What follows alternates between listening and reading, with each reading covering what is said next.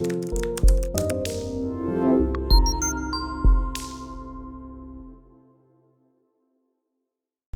m'appelle Clémence Tuina, je suis journaliste à la RTB, je fais de la radio, je fais de la télé et voilà. Et par ailleurs, formatrice média.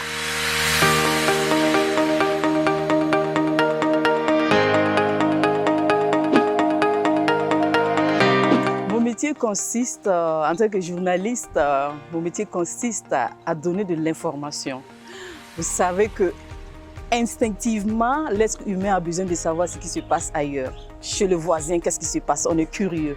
Donc, c'est dans ce sens que nous, les journalistes, nous intervenons pour mettre les gens au courant de ce qui se passe ailleurs, dans leur environnement immédiat, lointain.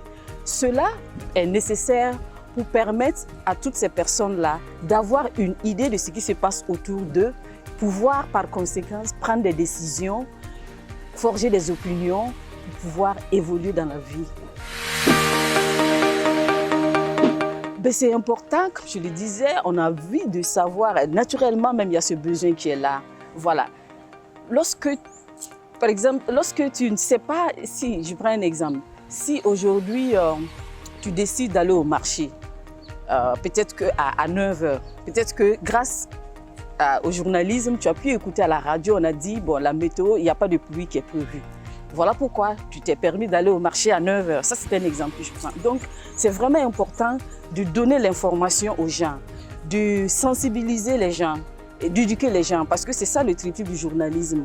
Informer, éduquer, sensibiliser ou divertir. Donc, si tout fait l'homme, on veut savoir, on veut être éduqué, on veut être sensibilisé à ce qui se passe autour de nous. On veut aussi s'amuser, se divertir. Donc, le journalisme, c'est la vie, quoi, j'ai envie de dire.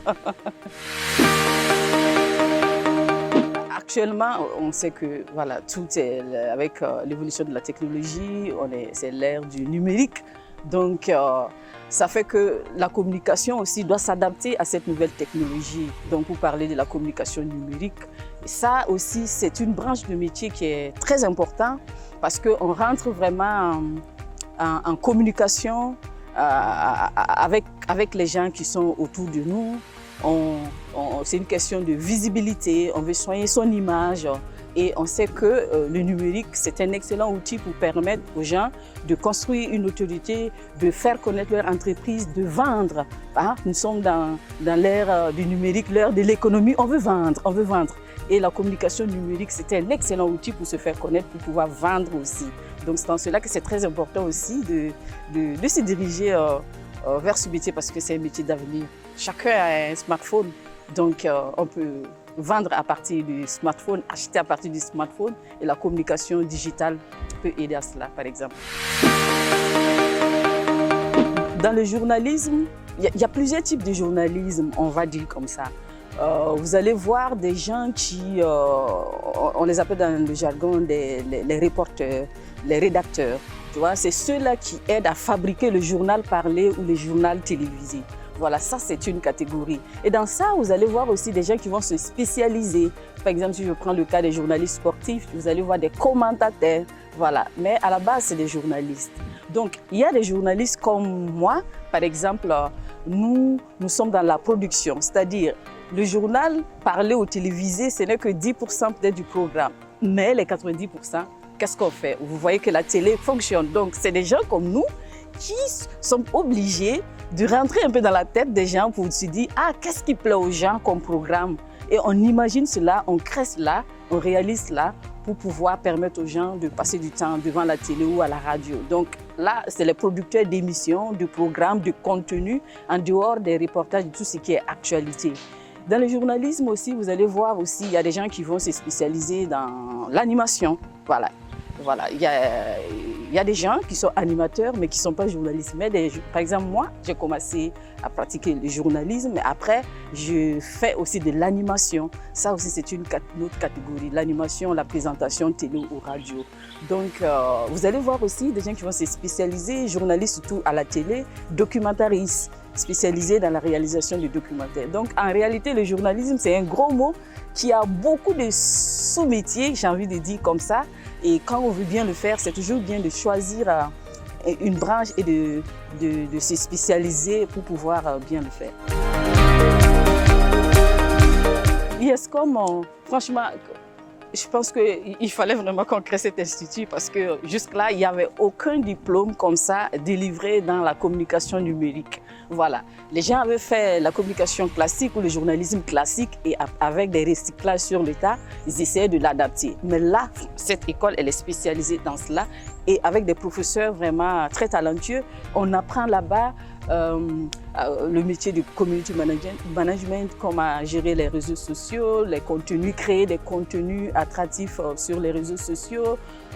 Vraiment, c'est du tout. Moi, particulièrement, ça m'aide beaucoup dans mon travail de journaliste parce que quand tu dois faire des émissions, tu es sur des émissions, tu dois faire la promotion de ces émissions. Du coup, j'ai appris à créer, par exemple, des affiches, des vidéos, pour pouvoir faire la promotion de ces émissions, pour vendre ces émissions. Et cela s'applique aussi sur le terrain à des entreprises, voilà, des institutions, on va dire comme ça.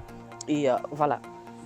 Je recommande vraiment aux élèves qui voudraient continuer les études supérieures d'aller à IESCOM.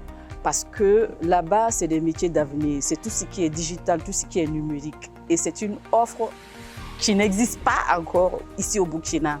Donc là-bas, vous allez vous amuser tout en vous faisant de l'argent. Parce que tout ce qu'on va vous apprendre, c'est ce que vous aimez faire. C'est avec le digital, Internet, votre smartphone. Votre smartphone sera désormais votre bureau, j'ai envie de dire, qui va vous permettre de gagner votre vie. Voilà. Oh, c'était un rêve d'enfant. J'ai toujours été attirée vraiment par ce métier. Voilà, quand je voyais des journalistes comme les Jeanne Coulibaly, vraiment c'est ce côté, j'allais dire quand on est enfant, on ne connaît pas forcément le métier. C'est le côté un peu végétarien là, qui m'a attirée. Mais plus tard, quand je suis rentrée dans les métiers, j'ai compris que il ne suffit pas de sortir et être jolie, s'asseoir à l'écran. Il y a tout un fond qui est là. C'est un métier qui doit être connu et maîtrisé. Et j'ai vraiment pris la peine de me former à ce métier et l'exercer avec tout le professionnalisme de sérieux qui se doit.